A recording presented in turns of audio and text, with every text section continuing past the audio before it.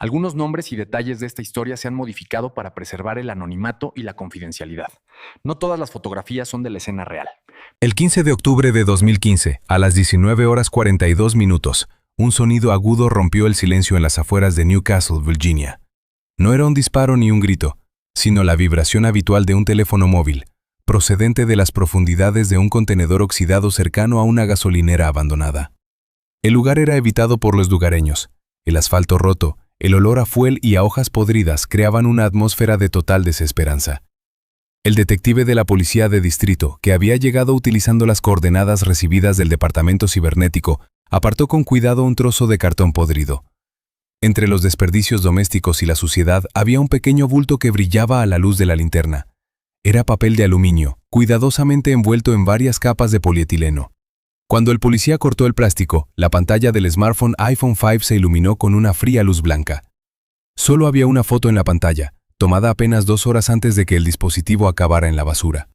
Lo que vio el detective le hizo contener la respiración. La foto era de una mujer que había desaparecido hacía exactamente 1 año y a la que se daba por muerta. Estaba arrodillada en una fosa, demacrada hasta la muerte esquelética, con la cabeza rapada y una pesada cadena alrededor del cuello. Pero eso no era lo más aterrador. Al fondo, apoyada en una pala, estaba su mejor amiga, sana, limpia y con una sutil e inquietante sonrisa en la cara. Esta imagen convirtió el caso del accidente en una de las investigaciones más brutales de la historia del estado. El 15 de octubre de 2014, la mañana en Virginia era fresca y brumosa. Un coche con 3 pasajeras se detuvo en el aparcamiento del inicio de la ruta de senderismo Dragon's Tooth Trail.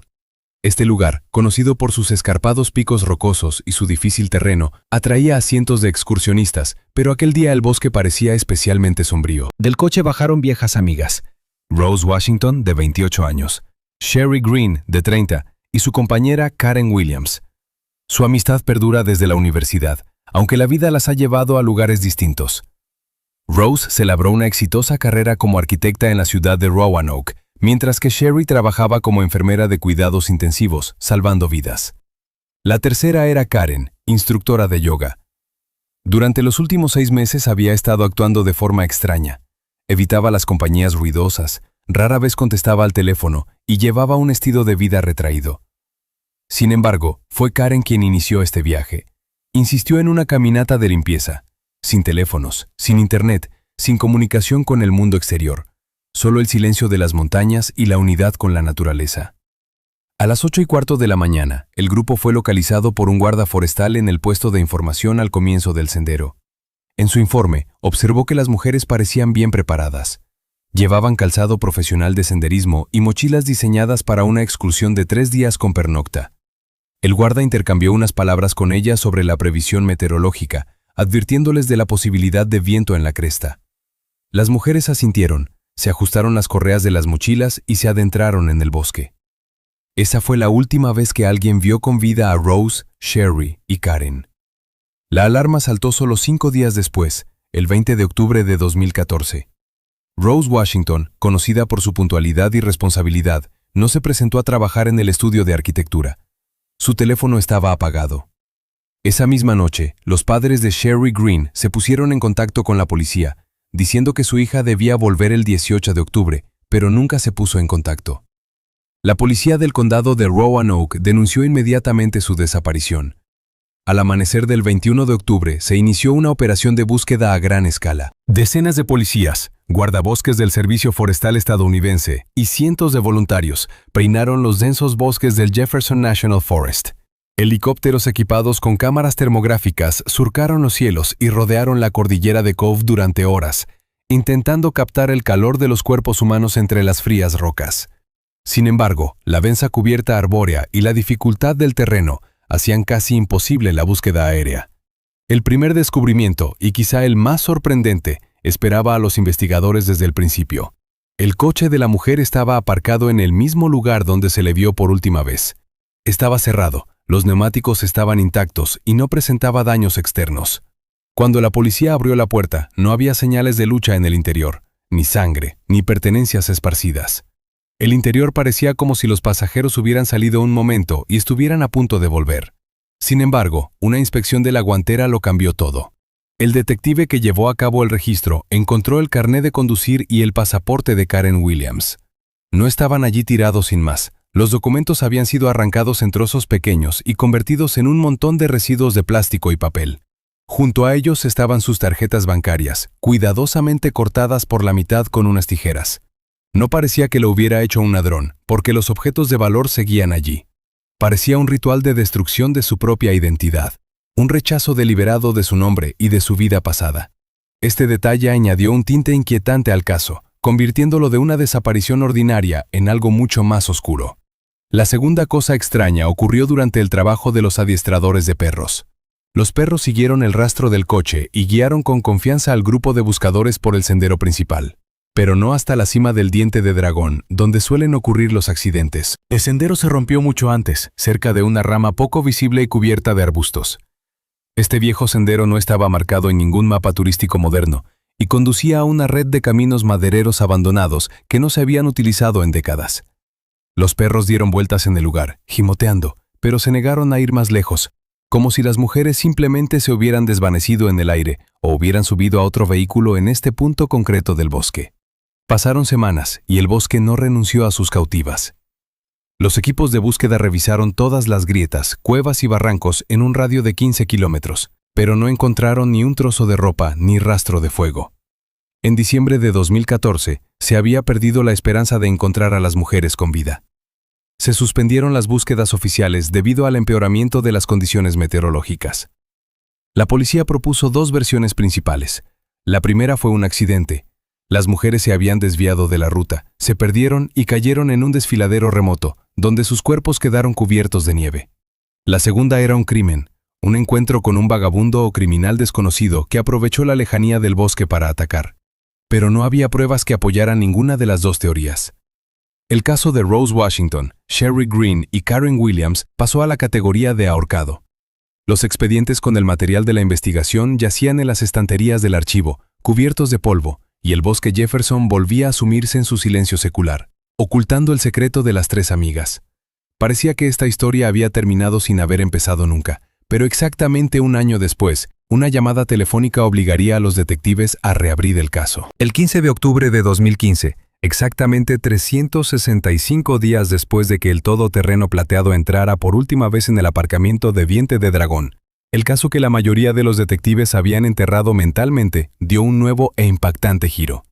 La oficina del sheriff del condado de Craig estaba sumida en la rutina, con los agentes rellenando informes sobre pequeños hurtos y accidentes de tráfico, y el viejo aire acondicionado zumbando monótonamente para dispersar el aire viciado. Esta tranquilidad se hizo añicos a las 14 horas y 12 minutos, cuando una llamada de la Unidad Estatal de Ciberdelincuencia entró por la línea especial de comunicaciones. La voz al otro lado de la línea sonaba tensa y anormalmente rápida. El agente de guardia que atendió la llamada pensó al principio que se trataba de un error, porque lo que le decían contradecía todas las leyes de la lógica. El teléfono móvil de Rose Washington, un iPhone 5 que se creía apagado, dado de baja o destruido desde hacía un año, apareció de repente en Internet. Un sistema de vigilancia electrónica instalado para buscar el identificador único del dispositivo detectó una señal activa. Fue como una llamada del otro lado. El dispositivo no se encendió en un momento, sino que se conectó constantemente a la torre de telefonía móvil más cercana y transmitió sus coordenadas exactas. Sin embargo, la señal no procedía de los profundos bosques del Parque Nacional Jefferson, donde un año antes se había perdido el rastro de las tres mujeres.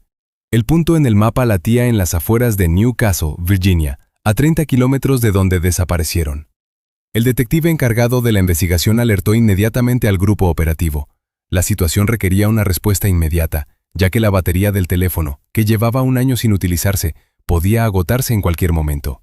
Los técnicos advirtieron que la señal llevaba 2 minutos encendida. El tiempo se agotaba. Los coches de policía con las sirenas encendidas corrían por las carreteras rotas del condado, levantando nubes de humo. Cada segundo de retraso podía costar vidas si Rose seguía viva e intentaba pedir ayuda. Pero a las 14 horas y 16 minutos, exactamente 4 minutos después de conectarse, la señal desapareció tan repentinamente como había aparecido. La pantalla del departamento cibernético volvió a quedar en negro. Las coordenadas condujeron al equipo a una lúgubre zona industrial en el extremo sur de New Castle. Era un lugar donde se arrojaban residuos de la construcción y coches viejos, un barrio de almacenes olvidados y hangares oxidados.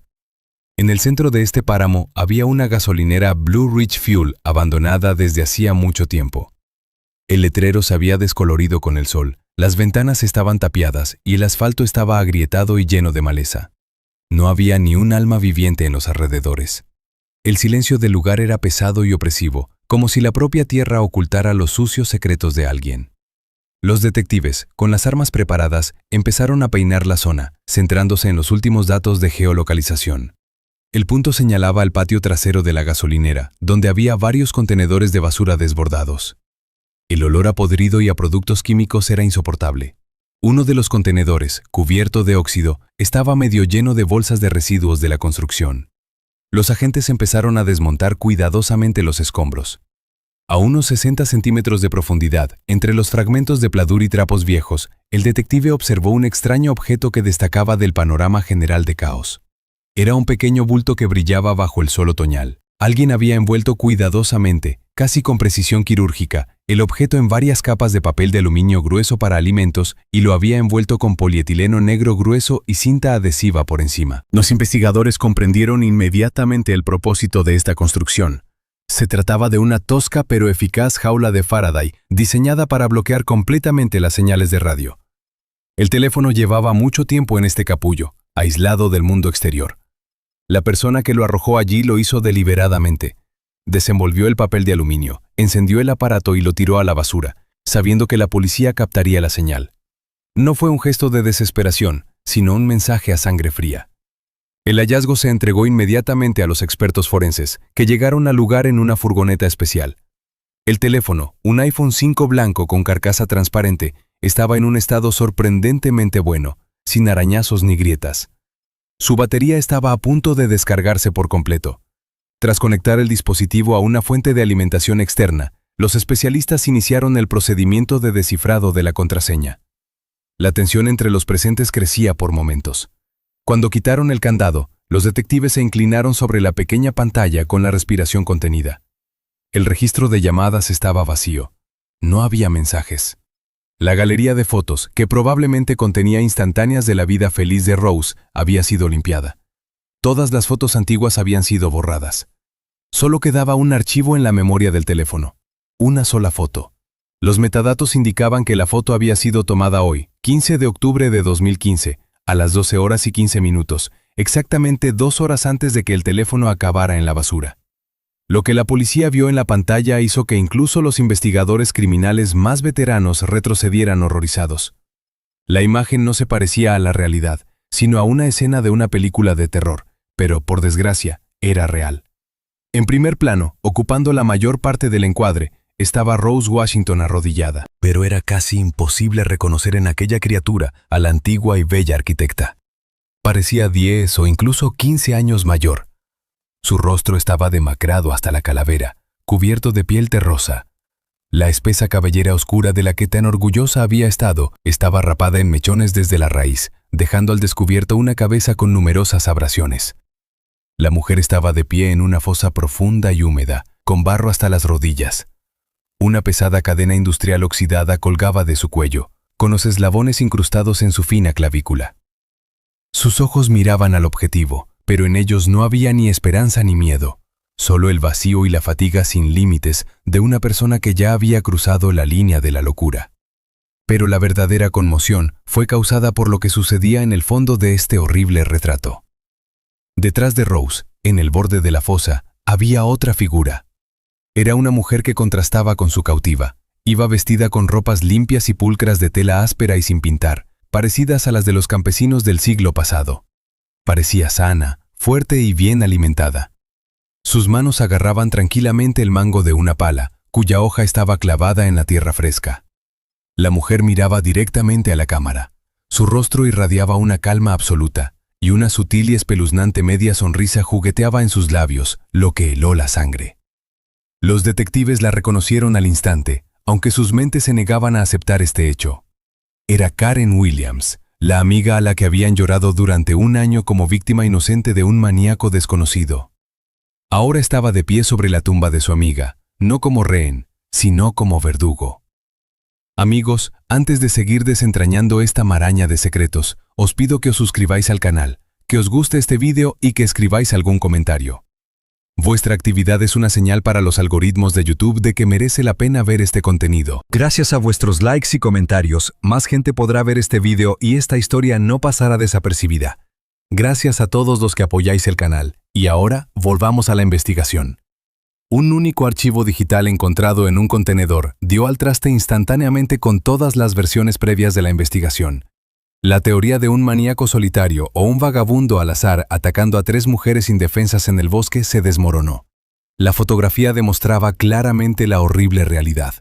Karen Williams estaba viva. Además, parecía sana, libre y, lo más aterrador, en control de la situación. La pala en sus manos y su mirada tranquila indicaban que no era una víctima, sino cómplice o incluso carcelera de sus antiguos amigos. Este descubrimiento hizo que los detectives contemplaran la personalidad de Karen desde un ángulo completamente distinto. El equipo de investigación solicitó inmediatamente pleno acceso a todos los archivos relacionados con la vida de Karen Williams antes de su desaparición. Si antes la policía había estado buscando rastros de enemigos externos, ahora empezaron a buscar motivos ocultos dentro del propio grupo. Un análisis de la actividad financiera de la mujer dio la primera señal de alarma. Los extractos bancarios mostraban que exactamente un mes antes de la caminata mortal, Karen había realizado una gran transacción. Cerró su cuenta de ahorros, transfiriendo todos sus ahorros, una cantidad de $40,000, a una cuenta de una organización poco conocida. El destinatario del pago era una organización sin ánimo de lucro llamada The Rooted Path, que significa camino arraigado. Investigaciones posteriores revelaron que la organización estaba registrada a nombre de Silas Vance. Este nombre no significaba nada para los detectives. No aparecía en las bases de datos penales. Sin embargo, el domicilio legal de la organización, indicado en los documentos de registro en la ciudad de Richmond, resultó ser un callejón sin salida. Los agentes que acudieron a la dirección solo encontraron una oficina de correos en un centro comercial. The Rooted Path solo existía sobre el papel, sin oficina oficial ni personal, señal clásica de una estructura falsa o una secta cerrada. Mientras los analistas financieros investigaban los flujos de efectivo, los expertos en ciberseguridad trabajaban con la misma foto encontrada en el teléfono. Los metadatos de la imagen se conservaban. Las coordenadas del sistema de posicionamiento global apuntaban a un punto concreto del mapa, situado en lo más profundo del condado de Blacksburg, en la misma frontera con Virginia Occidental. Se trataba de una zona remota y montañosa poco frecuentada por los viajeros ocasionales. Según los mapas catastrales, este terreno perteneció en su día a un antiguo aserradero que había cesado su actividad en los años 80 del siglo pasado. Ahora este territorio tenía el estatus de propiedad privada y se conocía como el Santuario de los Siempreverdes o el Santuario de los Siempreverdes. El propietario del terreno era la misma fundación a la que Karen había transferido su dinero. Los detectives se pusieron en contacto con sus colegas del Departamento de Policía Local del Condado de Blacksburg para obtener más información sobre el lugar. La información que recibieron era inquietante.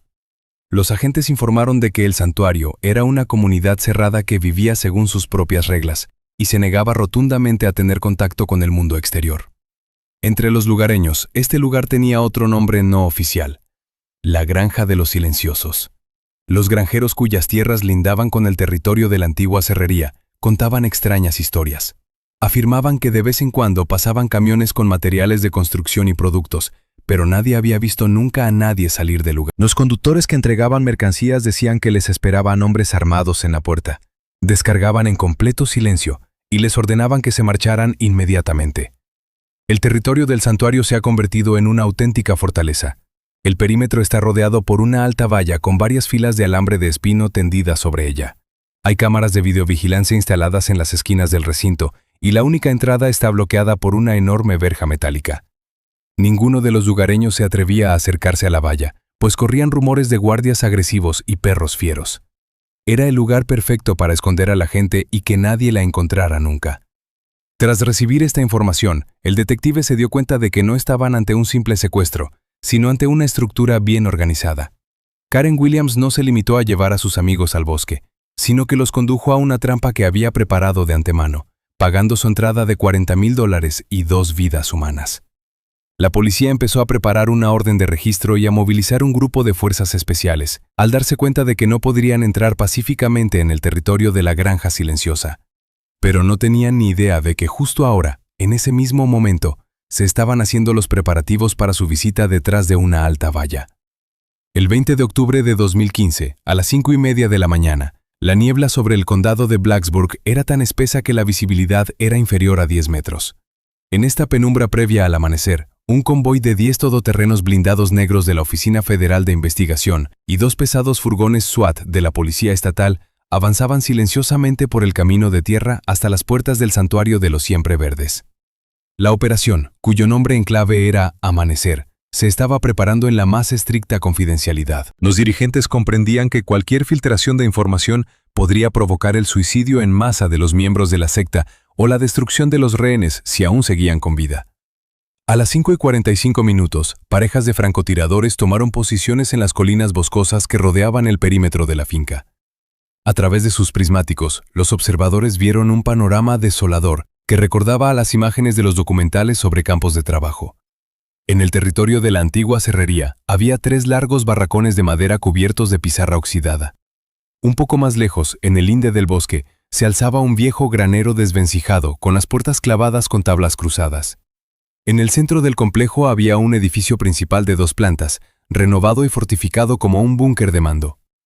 A pesar de lo temprano de la hora, la vida en el santuario ya estaba en pleno apogeo. La gente trabajaba en los campos que rodeaban los edificios residenciales. Unas 2 docenas de figuras, vestidas con idénticas ropas grises holgadas, labraban la tierra en silencio con azadas. Sus movimientos eran mecánicos, carentes de toda personalidad. No se dirigen la palabra, ni siquiera levantan la cabeza. Entre estos fantasmas grises, los agentes intentaron distinguir los rostros familiares de Rose Washington o Sherry Green, pero fue en vano. Las mujeres desaparecidas hacía un año no trabajaban en el campo. Esto aumentó la ansiedad de los jefes de los equipos de asalto, porque la falta de contacto visual podía significar lo peor. A las 6 en punto, el silencio fue roto por el estruendo de las granadas aturdidoras. Un vehículo blindado Bear derribó la enorme verja metálica, despejando el camino a los equipos de asalto. Agentes con el equipo táctico completo irrumpieron en el patio gritando: ¡Agentes federales, al suelo! La reacción de los habitantes del municipio fue inesperada. Los hombres de gris no huyeron ni se tiraron al suelo. Simplemente se quedaron inmóviles, con la cabeza gacha, y continuaron de pie como estatuas, ignorando el caos que les rodeaba. Solo los guardias se resistieron. 2 hombres vestidos de camuflaje que estaban de guardia en la entrada del edificio principal levantaron sus rifles de caza. Sin embargo, sus intenciones fueron inmediatamente reprimidas. Los francotiradores abrieron fuego contra sus armas y piernas, y en cuestión de segundos, ambos guardias fueron neutralizados. El equipo de asalto, oculto tras escudos balísticos, se dirigió hacia el porche del edificio principal. La puerta se abrió de golpe cuando el ariete chocó contra ella, y las fuerzas especiales llenaron los pasillos de la primera planta. En el interior, la casa principal era sorprendentemente diferente de los míseros barracones del exterior. El lugar era acogedor: alfombras caras, muebles antiguos, olor a incienso y café recién hecho. En la segunda planta, en un amplio despacho con vistas a las montañas, los agentes encontraron a su principal objetivo. Silas Vance, el líder cincuentón de la secta, estaba sentado en un profundo sillón de cuero. Era un hombre alto, con canas en las sienes y una mirada penetrante que, según antiguos adeptos, era capaz de someter la voluntad de su interlocutor en cuestión de minutos. Predicaba la idea de renunciar al ego a través del sufrimiento, convenciendo a sus seguidores de que el dolor era el único camino hacia la pureza. Vance no intentó escapar ni echó mano de un arma. Miró a los hombres armados con un desdén mal disimulado, como si su presencia no fuera más que un desafortunado obstáculo en su gran plan. Pero la mayor sorpresa para los agentes fue la persona que estaba a su lado. Karen Williams estaba junto a la silla del líder con la mano en el hombro. La mujer que la policía buscaba como víctima de secuestro parecía completamente tranquila. Llevaba un vestido de lino limpio, el pelo bien recogido y un amuleto de madera, el símbolo de la organización Senda Arraigada, colgado del cuello. Cuando el oficial les ordenó que levantaran las manos y se arrodillaran, Karen ni siquiera se movió. Su mirada era clara, pero no había reconocimiento de la realidad. Miraba a los comandos como si fueran niños tontos que habían entrado en una iglesia. Según el informe del comandante del equipo de captura, Karen no opuso resistencia física durante la detención. pero sus palabras silenciaron incluso a los agentes experimentados. Cuando las esposas chasquearon en sus muñecas, habló en voz baja pero clara. No entendéis lo que estáis haciendo. Estáis interrumpiendo el proceso de redención. Ya casi hemos llegado. Silas Vance y Karen Williams fueron escoltados fuera de la casa y a diferentes coches patrulla. Vance permaneció en silencio, manteniendo su máscara de profeta arrogante, mientras Karen seguía susurrando oraciones o mantras, con la mirada fija en un solo punto. Mientras tanto, el grueso del grupo desalojó el cuartel. Todos los residentes habían sido detenidos, pero había una extraña apatía entre ellos. Nadie pidió abogados, nadie lloró. Eran personas con la mente rota que habían perdido la capacidad de pensar por sí mismas. Sin embargo, la pregunta principal seguía sin respuesta. Rose Washington y Sherry Green no estaban ni en la casa principal ni en los barracones. El perímetro estaba completamente bajo control, cada arbusto y cada rincón estaban controlados. El comandante de la operación informó por radio de la detención de las líderes, pero su voz sonaba alarmada.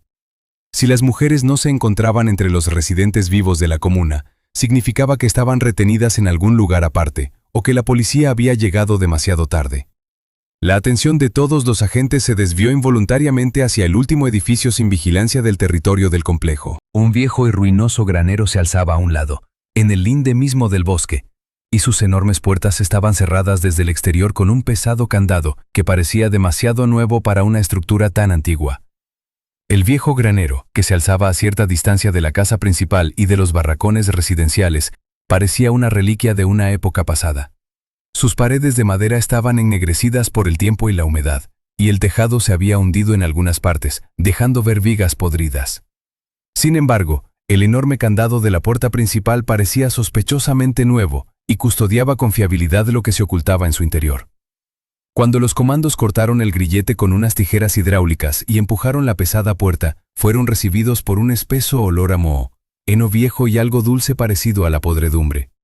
Los haces de las linternas tácticas atravesaron la penumbra, sacando a la luz montones de aperos de labranza oxidados, máquinas viejas y bolsas de contenido desconocido. A primera vista, la habitación parecía vacía y abandonada. Sin embargo, el perro de servicio, un pastor alemán llamado Rex, empezó a comportarse inquieto. El perro tiraba de su correa hacia la esquina más alejada del granero, donde había una gran plataforma de madera apilada con viejas lonas y cajas. El adiestrador del perro hizo una señal al grupo, y los dos agentes empezaron a retirar los escombros. Debajo de la pila de basura, encontraron una silueta cuadrada en el suelo, hábilmente camuflada como tablones ordinarios. Era una trampilla cubierta de fieltro para insonorizar. Al levantarla, el frío y el hedor de las aguas residuales salían de la negra abertura. Bajaba una empinada escalera de madera que desaparecía en la más absoluta oscuridad. El equipo comenzó a descender.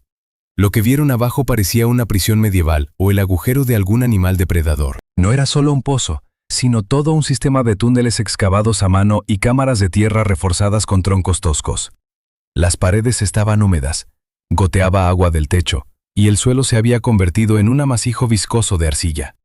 No había electricidad, ventilación ni alcantarillado. El aire era tan pesado que resultaba difícil respirar sin mascarillas.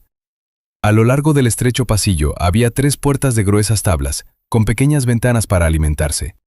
La primera celda estaba vacía. En la segunda, solo había un viejo colchón cubierto de moho. Cuando la gente abrió la tercera puerta, el haz de la linterna captó una figura humana en un rincón. La mujer estaba sentada en el suelo de tierra, con las manos sobre las rodillas y el rostro oculto. Iba vestida con harapos que en otro tiempo habían sido caros trajes de turista. Era Sherry Green. El estado de la mujer conmocionó incluso a los experimentados paramédicos que bajaron tras el equipo de asalto. Estaba gravemente deshidratada. Su piel estaba cubierta de úlceras, hematomas y marcas de numerosos golpes. Sherry no respondió a su nombre. Cuando la luz de la linterna le tocó la cara, empezó a emitir sonidos parecidos a los gemidos de un animal herido, y se tapó los ojos con las manos, tratando de ocultarse de la claridad que no había visto en meses. Estaba psicológicamente destrozada. Su mente, incapaz de soportar la tortura y el aislamiento, se escondió en lo más profundo, dejando solo sus instintos primitivos de miedo. Los médicos la colocaron con cuidado en una camilla, procurando no causarle un dolor innecesario, y empezaron a subirla a la superficie. Pero la alegría del rescate pronto dio paso a la ansiedad. Rose Washington no estaba en el sótano. Los comandos revisaron todos los rincones del calabozo, golpearon las paredes en busca de escondites, pero el tercer miembro del viaje desapareció sin dejar rastro. En la celda solo encontraron cadenas, cuencos con comida seca y un cubo que servía de retrete. Resultó evidente que había 2 mujeres retenidas, pero a una de ellas se la habían llevado antes. El detective Max Sullivan, que dirigía la operación sobre el terreno, sintió un escalofrío que le recorrió la espalda. Salió corriendo del granero y se dirigió al coche patrulla donde estaba retenida Karen Williams. La mujer estaba sentada en el asiento trasero, mirando por la ventanilla el ajetreo de los agentes con la misma expresión indiferente en el rostro. Sullivan abrió bruscamente la puerta y sin decir palabra, le acercó a la cara su teléfono con la foto que había encontrado ayer en la basura. En la pantalla aparecía una Rose exhausta en un agujero, con Karen detrás de ella con una pala. La reacción de Karen fue tan tranquila que rozó la locura. Desvió lentamente la mirada de la pantalla al detective, con ojos claros y vacíos. No había miedo ni arrepentimiento en su voz, solo una fría afirmación de los hechos, como si estuviera hablando de un objeto dañado, no de una persona con la que había sido amiga durante 10 años. Rose no estaba limpia, dijo en voz baja. Su ego era demasiado fuerte. Se aferraba al pasado, a su vida inútil en un mundo de mentiras. Se negó a aceptar el regalo de Silas. La devolvimos a la tierra. Se convirtió en parte de las raíces. Estas palabras sonaban como una sentencia. En ese momento, el rompecabezas finalmente se unió en una imagen horrible. Karen Williams no era una víctima forzada a unirse a una secta bajo presión. Era una depredadora. Toda la campaña de purificación fue una operación de reclutamiento cuidadosamente planeada. Utilizó la confianza de sus amigos para hacerles caer en una trampa. En la jerarquía de la secta del camino arraigado, el estatus de un adepto dependía del número de almas frescas que trajera. Karen quería llegar más alto, acercarse más al líder, y para ello ofreció la vida de 2 de sus mejores amigas a Silas Vance. No se limitó a verlo sufrir. Fue la artífice de su infierno. Sullivan cerró de golpe la puerta del coche, intentando contener su rabia. Las palabras «de vuelta a su tierra» solo podían significar una cosa. Miró alrededor de los terrenos del santuario, hacia los campos donde los hombres de gris habían estado trabajando hacía una hora, y hacia el bosque que se acercaba a la valla. En algún lugar, en el frío suelo del condado de Blacksburg, estaba la respuesta a la última pregunta de esta investigación. Y el detective se dio cuenta de que ya no les quedaba tiempo para salvar a Rose Washington. Ahora solo necesitaban encontrar el lugar donde terminaba su viaje terrenal. Inmediatamente después de encontrar a Sherry Green en el calabozo del granero, la situación en el territorio del santuario entró en la fase de evacuación médica de urgencia. La mujer se encontraba en estado de shock profundo. Sus constantes vitales eran críticas. Su pulso apenas era palpable y su deshidratación había llegado al punto en que sus órganos internos empezaban a fallar. Los paramédicos que trabajaban en el lugar decidieron no esperar al transporte terrestre. A las 7:40 de la mañana, un helicóptero de rescate aterrizó en el césped frente a la casa principal. Subieron a Sherry a bordo con el sonido de las turbinas, y en pocos minutos la aeronave desapareció tras las copas de los árboles, en dirección al Carillon Roanoke Medical Center. Los médicos de la unidad de cuidados intensivos ya estaban preparándola, sabedores de que la lucha por la vida de la única testigo sería larga y difícil. Mientras tanto, en Silent Farm reinaba un silencio espeluznante, solo roto por 2 chasquidos de las cámaras forenses y las órdenes breves por radio. Los agentes federales empezaron a trabajar metódicamente con la población de la comuna. 2 docenas de personas vestidas de gris, que habían sido sacadas de los barracones, estaban sentadas en la hierba, rodeadas de agentes. No eran delincuentes, sino muñecos rotos. La mayoría de ellos estaban bajo la influencia de una fuerte sugestión psicológica, y algunos probablemente bajo los efectos de las drogas. Miraban a los agentes con ojos inexpresivos, murmurando frases memorizadas sobre limpieza e ir a las raíces. Los detectives se dieron cuenta de que se les acababa el tiempo. Aún no habían encontrado a Rose Washington. La esperanza de que estuviera viva se desvanecía a cada minuto que pasaba, pero necesitaban un cadáver. El descubrimiento se produjo a las 11 de la mañana. Uno de los miembros más jóvenes de la secta, un hombre de 25 años llamado Jacob, que se había unido a la comuna solo 6 meses antes, no pudo soportar la presión de la realidad. Cuando el agente del FBI le mostró la fotografía de Rose y le preguntó dónde estaba, Jacob empezó a temblar y a llorar. Entre lágrimas, señaló hacia el bosque, detrás de un viejo cobertizo de herramientas donde se almacenaban abonos y material de jardinería. Sus palabras, recogidas en el informe del interrogatorio, sonaron como una frase. Es allí, donde la tierra está fresca. Se hizo su propia cama. El equipo forense partió inmediatamente en la dirección indicada. Detrás del granero, entre los densos arbustos de frambuesas silvestres, el suelo parecía efectivamente removido. La capa de hojas caídas era irregular y la tierra estaba suelta y era más oscura que la de los alrededores. El adiestrador condujo al perro hasta el lugar sospechoso, y el perro dio al instante una señal sentándose al borde de una colina apenas visible. Los expertos marcaron el perímetro con cinta amarilla y empezaron a excavar, lo que no les llevó mucho tiempo. A 1 metro de profundidad, la pala dio con algo blando. Cuando retiraron con cuidado la capa de tierra, los investigadores vieron una escena espantosa. El cuerpo de una mujer yacía acurrucado en un agujero poco profundo. Era Rose Washington. Llevaba restos de los mismos harapos que los detectives habían visto en la foto del teléfono. Tenía las manos atadas a la espalda con una cuerda gruesa y aún le colgaba del cuello una pesada cadena oxidada que le cortaba la piel. El cuerpo aún no había sufrido una descomposición grave, lo que indica una muerte reciente. Un examen preliminar realizado en el lugar de los hechos por el médico forense y una posterior autopsia completa en la morgue establecieron la hora exacta de la muerte. Rose Washington murió el 18 de octubre de 2015. Esto ocurrió solo 2 días antes del asalto al santuario. Esta información golpeó a los investigadores con más fuerza que cualquier otra cosa. Solo llevaban 48 horas de retraso. Si el teléfono se hubiera encendido antes, si la búsqueda hubiera comenzado al menos un día antes, Rose podría estar ahora mismo en el hospital con Sherry. La causa de la muerte no fue menos horrible. Los expertos encontraron una herida masiva en la parte posterior de su cabeza, causada por un objeto pesado contundente, presumiblemente una piedra o el culo de una pala. Sin embargo, la causa inmediata de la muerte fue asfixia mecánica, estrangulación. Fue asesinada cruelmente y a sangre fría, sin posibilidad de rescate. El hallazgo del cadáver permitió a los detectives reconstruir completamente los acontecimientos de los últimos días de la vida de Rose y resolver el misterio de la fotografía. Los testimonios de otros miembros de la secta confirmaron las peores conjeturas. La foto encontrada en el teléfono no era solo un medio de intimidación, era un reportaje documental.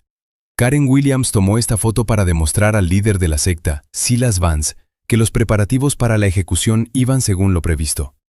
Rose Washington fue obligada a cavar su propia tumba. La mujer, exhausta y enferma, pasó horas echando tierra, arrodillada en el agujero que se convertiría en su última morada, mientras su antigua mejor amiga miraba a través del objetivo de la cámara, captando un momento de total agotamiento y resignación.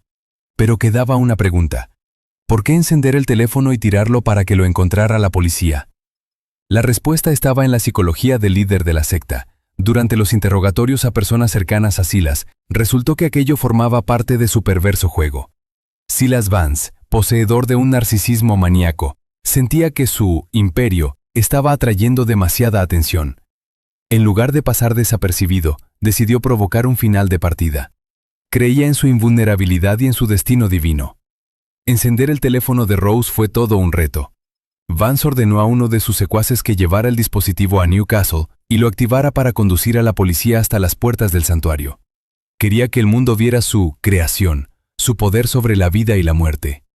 Para él, el asalto de las fuerzas especiales no fue una derrota, sino la culminación de sus enseñanzas, la prueba de fe final para sus seguidores.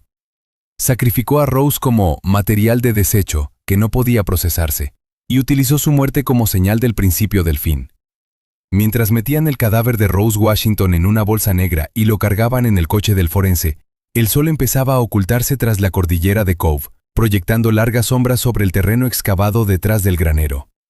El detective Sullivan estaba de pie al borde del agujero, mirando la tumba vacía. Ahora tenían todas las pruebas: el cadáver, el arma del crimen, la escena del crimen y los testigos. Pero el misterio principal seguía sin resolverse. ¿Cómo exactamente 3 mujeres inteligentes y modernas cayeron en esta trampa hace un año? ¿Qué ocurrió aquel fatídico día en el sendero del Diente de Dragón en el que su amistad se convirtió en una sentencia de muerte? Solo una persona podía dar la respuesta: Sherry Green, que ahora luchaba por su vida en la unidad de cuidados intensivos y cuya memoria guardaba los detalles más terribles de esta tragedia. El 23 de octubre de 2015, 3 días después del asalto al santuario, se oyeron las primeras palabras del principal testigo en el estéril silencio de la unidad de cuidados intensivos del centro médico Carillon Roanoke. Sherry Green, a quien los médicos habían sacado literalmente de entre los muertos, recobró el conocimiento por primera vez y accedió a hablar con el detective Mark Sullivan. Su voz era débil, como el susurro de las hojas secas, y le ardía la garganta por los tubos de goteo, pero su memoria, a diferencia de su cuerpo, conservó cada segundo del infierno por el que tuvo que pasar. Durante 4 horas de grabación continua, contó la historia no de un secuestro, sino de la peor traición imaginable. Según el testimonio de Sherry, los acontecimientos del 15 de octubre de 2014 no se desarrollaron de la forma que la investigación había supuesto. El grupo no se perdió ni se encontró con un maníaco en el bosque. Todo salió según lo previsto, pero fue el plan de una sola persona: Karen Williams. Alrededor de las 11 de la mañana, cuando las mujeres habían superado la parte más difícil de la subida al diente de dragón, Karen se detuvo de repente. Les dijo a sus amigas que conocía un lugar secreto, un mirador escondido con una vista increíble que los turistas no conocen y donde podrían hacer las mejores fotos de la puesta de sol. Rose y Sherry, confiando en su amiga, accedieron a desviarse del camino marcado. Karen las guió con confianza a través de la densa maleza, ladera abajo, hasta un viejo y musgoso camino maderero. Las mujeres caminaron hacia abajo durante casi 1 hora, bromeando y discutiendo sus planes para la noche. Pero cuando el bosque se separó, en lugar de una vista panorámica del valle, vieron una camioneta oxidada aparcada en un callejón sin salida. 2 hombres armados estaban de pie junto al vehículo. Sherry recordó que en aquel momento no tuvo miedo, pensando que eran guardabosques o cazadores. Volvió a mirar a Karen, esperando ver sorpresa o miedo en su rostro. Pero Karen estaba sonriendo. Fue el momento de la verdad que Sherry describió con un temblor en la voz. Karen no corrió, no gritó. Se acercó tranquilamente a los hombres armados, abrazó a uno de ellos y cogió los lazos de plástico de la parte trasera de la camioneta. Luego se volvió hacia sus amigas, que estaban aturdidas por la conmoción, y les ordenó que se arrodillaran. Cuando Rose intentó resistirse y preguntó qué estaba pasando, Karen le dio tal bofetada en la cara que se cayó. «Es por tu bien», dijo. «Te estoy dando la oportunidad de salvarte». Fue Karen, y no los hombres, quien apretó los lazos de plástico alrededor de las muñecas de sus mejores amigas, poniendo fin para siempre a una década de amistad. La vida en el santuario se convirtió en una pesadilla interminable. Sherry dijo que no solo las retenían como esclavas, sino que intentaban forjarlas de nuevo. Silas Vance, el líder de la secta, creó un sistema en el que el trabajo físico se combinaba con la tortura psicológica. Las mujeres eran obligadas a trabajar durante 18 horas al día, cargar piedras, cavar zanjas, cultivar la tierra con sus propias manos. Pero lo peor eran las sesiones nocturnas.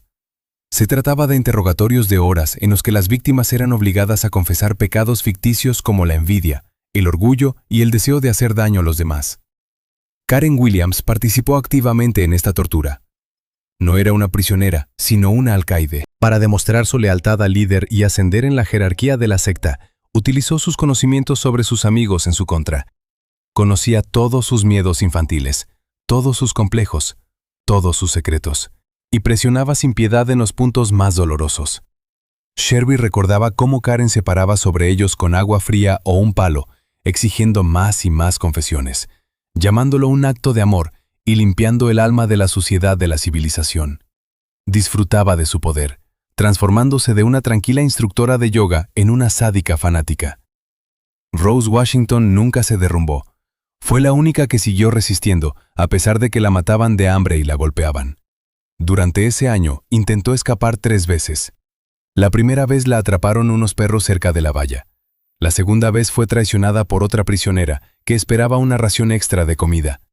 El tercer intento fue fatal. Rose consiguió cerrar una tabla del suelo del barracón y salir durante una tormenta, pero Karen, que conocía los hábitos de su amiga, predijo su ruta y la estaba esperando a la salida del bosque. Sherry fue testigo de lo que ocurrió tras la tercera fuga. Era un juicio celebrado por Silas Vance en el granero principal. Rose, golpeada y atada, fue arrojada al centro del círculo. Vance preguntó a la congregación qué hacer con la rama podrida que se negaba a echar raíces en el árbol de la fe. Todos permanecieron en silencio, con los ojos bajos. Entonces Karen dio un paso al frente. Miró a su antigua amiga, con la que había compartido habitación en la universidad, y emitió un juicio sin sombra de arrepentimiento. «No merece estar entre nosotros», dijo Karen. «Está envenenando la tierra, necesita una limpieza final». Fue Karen quien sugirió que se enterrara a Rose, habiéndole hecho cavar previamente un hoyo para que la tierra aceptara su sacrificio. Sherry sobrevivió solo porque eligió un camino diferente. Se sometió por completo. Rompió su personalidad, convirtiéndose en una sombra, una muñeca silenciosa que acataba cualquier orden. Cavaba, cargaba, rezaba y daba las gracias a sus torturadores por cada trozo de pan. Vio a Karen haciendo fotos de Rose en la fosa. Vio cómo la llevaban a la ejecución, pero no dijo ni una palabra. Su miedo a la muerte era más fuerte que su amistad y su dignidad. La confesión de Sherry Green se convirtió en la base sobre la que el fiscal del distrito construyó la acusación. La investigación tenía ahora una imagen completa del crimen, los motivos y, lo más importante, pruebas directas de la complicidad de Karen en el asesinato. A partir de las palabras de Sherry, quedó claro que Karen fue la principal impulsora de este horror, la iniciadora de la tortura y la verdugo real de Rose. Pero aún quedaba una última etapa de este drama. El juicio prometía no ser menos intenso que la propia investigación, porque Karen Williams, incluso sentada en la celda de un centro de detención, seguía creyendo en su inocencia. Estaba preparando su último discurso, que debía conmocionar al jurado, y Sherry Green tendría que mirar a los ojos a la mujer que había matado su alma mucho antes de que la policía abriera la puerta del sótano. El 11 de enero de 2016, el juzgado del condado de Roanoke estaba rodeado por un estrecho círculo de periodistas y furgonetas de televisión. El caso del Santuario de los Siemprevivas había conmocionado no solo al estado de Virginia, sino a todo el país. La gente exigía respuestas. ¿Cómo podía existir en el siglo XXI un campo de concentración disfrazado de asentamiento ecológico delante de las narices de las autoridades? Silas Vance fue el primero en sentarse en el banquillo de los acusados.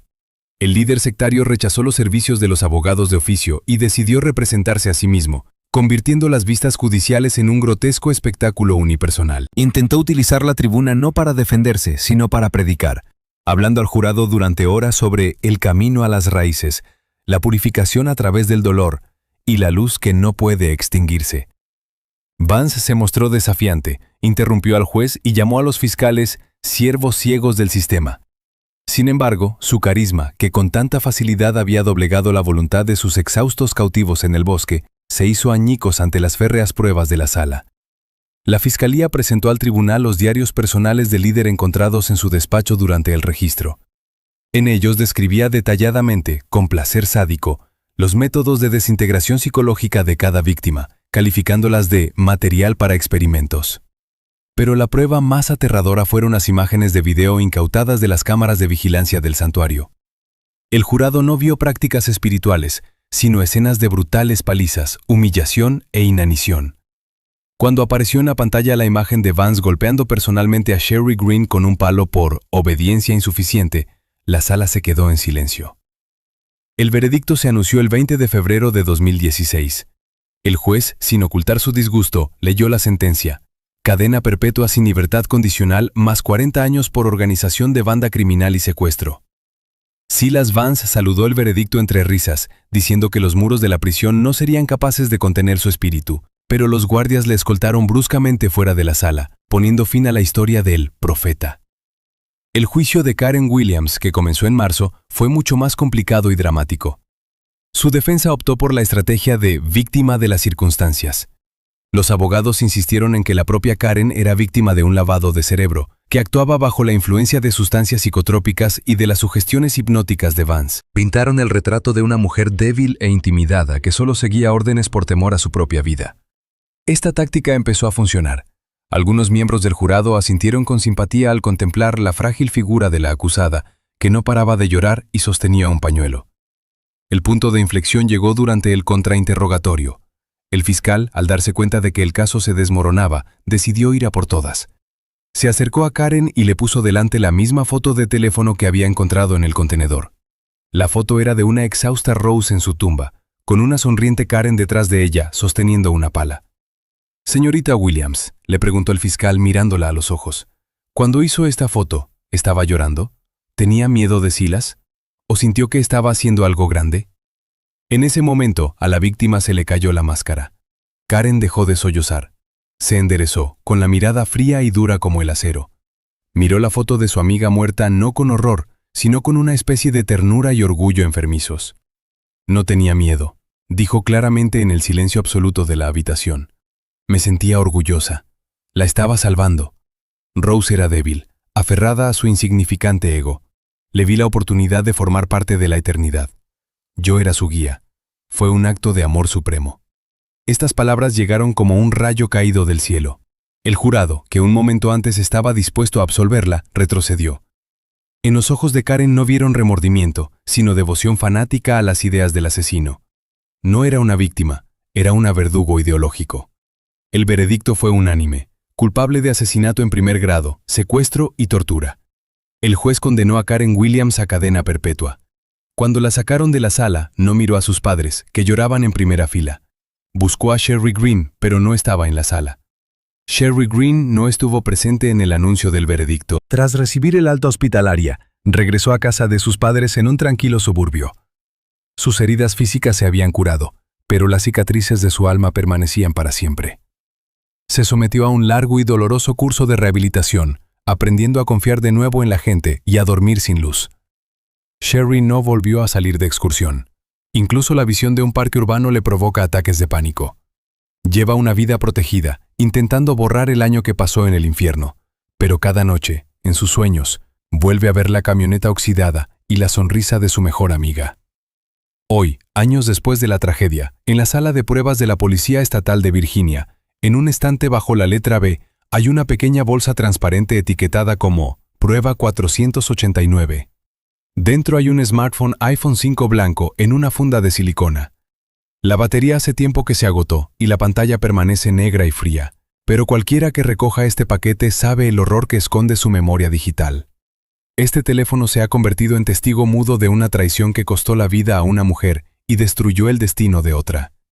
Y lejos de aquí, en la cresta de la montaña Cove, el viento sigue azotando entre las afiladas rocas del diente de dragón. Los turistas suben de nuevo a la cima, se hacen selfies con la puesta de sol y ríen, inconscientes de lo que se esconde en las espesas sombras de abajo. El bosque Jefferson conserva su majestuosa belleza, pero para quienes conocen la historia de Rose, Sherry y Karen, estas vistas están manchadas para siempre de sangre y de un secreto que lleva un año escondido en la espesura. Y aunque los culpables han sido castigados y el caso cerrado, a veces parece que los ecos de las pisadas de quienes nunca volvieron a casa aún vagan entre los viejos árboles, recordándonos que los monstruos más oscuros no están en los bosques, sino en el alma de las personas.